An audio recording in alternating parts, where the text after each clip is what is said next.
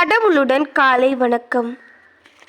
இந்த லூக்கா எழுதிய நற்செய்தி 1ஆம் அதிகாரம் 39 முதல் 45 வரையுள்ள இறைவார்த்தைகள்.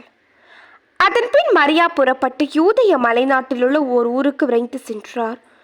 அவர் செக்கரியாவின் வீட்டை அடைந்து எலிசபெத்தை வாழ்த்தினார்.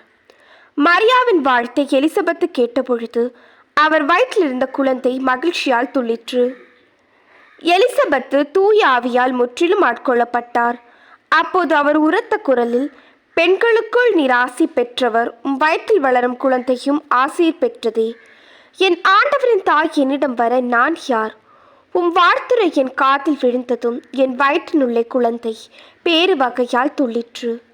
ஆண்டவர் உமக்கு சொன்னவை நிறைவேறும் என்று நம்பிய நீர் பேறு பெற்றவர் என்றார். இது கிறிஸ்துவின் நற்செய்தி. இந்த நாள் இனிய நாளாக அமைய வாழ்த்துக்கள்.